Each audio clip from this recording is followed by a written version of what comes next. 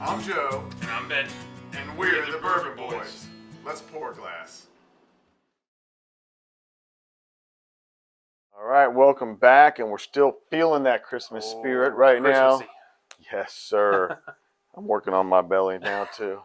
I want to work on the beard. Can I be one of your elves? I know you're going for Santa. You're short enough. I could be an elf. Oh wow, nice. Okay, all right. Shots been fired. That's right. I feel it. Nicely played. All right, so we got another. So we just did a wild turkey product, the Russell's Reserve. Yep. So, and we're going right into the rare breed, which Wild Turkey has a handful of regular ones. They have their low end 80 proof. They have their 101, which is kind of one of the standards for bargain bourbon. Yep. Then you have the Russell's, and Russell's has a single barrel. But then you have the rare breed, which is the highest proof one, I believe, at 116. So Wild Turkey does not put their products in the barrel at the 125 proof like a lot of distilleries do. I don't know what proof. I don't remember off the top of my head, but they have it at a lower proof. The proof level that you put it in the wood affects how the whiskey interacts with the wood and what kind of flavors can be pulled out of that. Sure.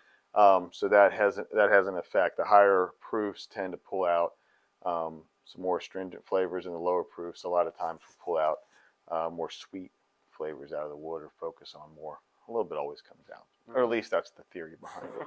But we're going to jump in here with this. Just look this up. This is $50 retail. So again, it's there's a lot of bottles in the $50 range that are pretty good, and some that are not pretty good. Right. But you would hope that this one would deliver something. So this is the same mash bill as their other ones, like 75 corn, and then kind of splits the other two kind of even, somewhere in the low teens. Rye and barley, his other two. So let me see. Boy, that nose is not doesn't really jump out at you like you think it would. I think the Russells had more of a nose. It did. On it, which is surprising. Yeah, the nose is very, very soft on that. For 116 proof, like I said, we just did a Russell's. We're doing 2 tonight, because we can. Yeah, that's right. So the Russell's really jumped out more on the nose. Yeah. And only 90 proof.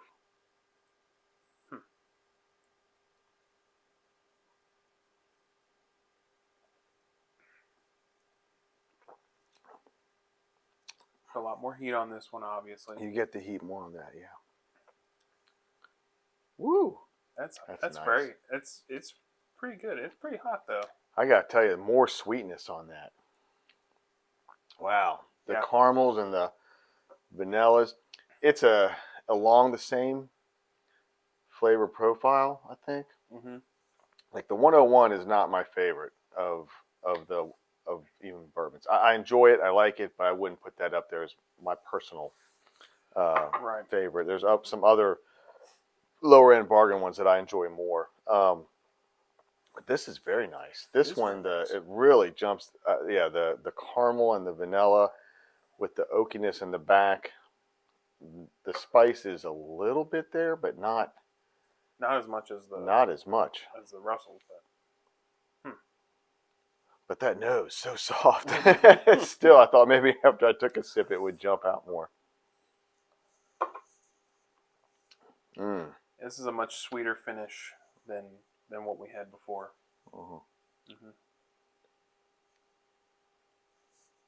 That's good.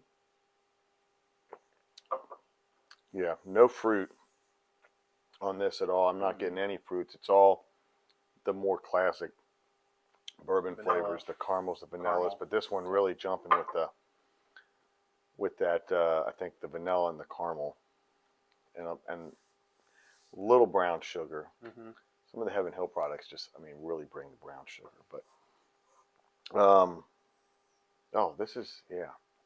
this is one you sit around and sip. Like I said, the finish on this one is Yeah, this one's going a lot long. Pretty long, yeah. Yeah, it's not just the spicy thing. You're getting the sweet finish, a more traditional finish when you're saying that on it, where it's just lingering there. Yeah. Wow, that's nice. Very good. We'll be back in a minute. Yes. Welcome back. we finished these off, and I really enjoyed that. Very good. So Wild Turkey, rare breed. So this one is 116.8. So out of curiosity, because I do know they barrel it lower. So I actually, when we were drinking, I looked it up. So okay. They've raised it up recently. Apparently, they used to barrel it at 105 proof. So I think recently it's 107 to 112. But legally, the highest you can do it and call it bourbon is 125. Yeah. So most of the distilleries, just for the efficiency of the volume that they do, 125. So they can pack more volume in there. So 116.8 for a barrel proof whiskey isn't crazy high.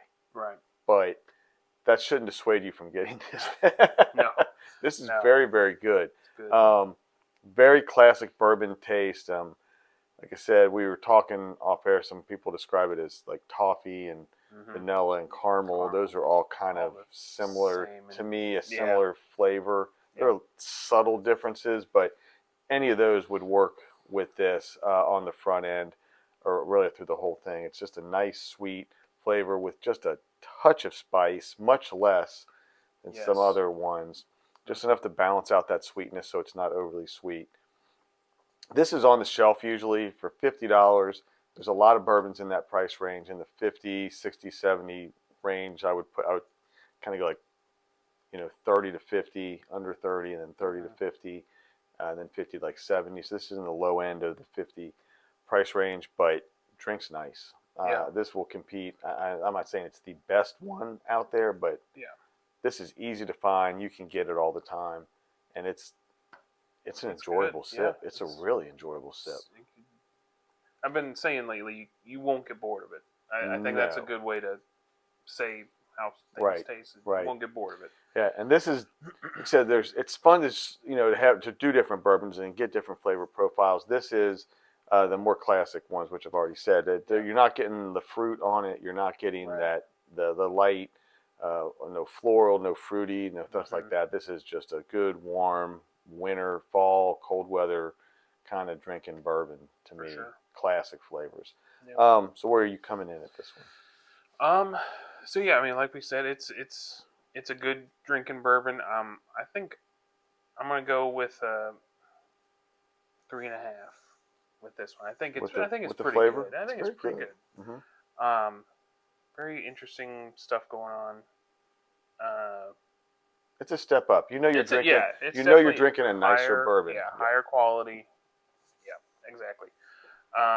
And then with that price point, with that step up in quality, I think that's right around a three price range. You're getting something. A little something for you. You know what? I'm right in line with you on this one again. We're just agreeing a lot lately. But yeah, a 3.5. It doesn't quite reach up as some of the better, the really ones that we like at the 4 plus, but 3.5, nudge it up a little bit, maybe. But and the value of it, with like I said, we like to say 2.5 is you're getting exactly what you paid for. This is I would give it a solid 3 because you're getting. I mean, to me, I'm right with you. Yeah. You're getting a higher quality bourbon. There's a lot of bourbons out there in that price range, and this one competes with them. My standard in this price range is going to be the Weller 107. Yep. Now that's very different flavor profile, very different. Yes. But I don't know if I like this better than that one. That could be personal preference, but this is a quality bourbon, 116 proof. You feel the heat, but it enhances the flavor. It doesn't fight with the flavor. It's not taking away the flavor. And it's wonderful to drink. So it's right up there. It competes with that. 107. Not for me personally. I like the 107 better, but this one is. It's very good. There. Yeah, it's there. It is very good. So try it. We're right in there. And you can get this. You can go out and get this today. Get it. Yeah. Right. Get it today. Yeah. So until next time, thanks for watching. If you have something you think you'd like us to try, if we can get it, man, we we will will get it. try it. No problem. We'd love to try it. So until next time.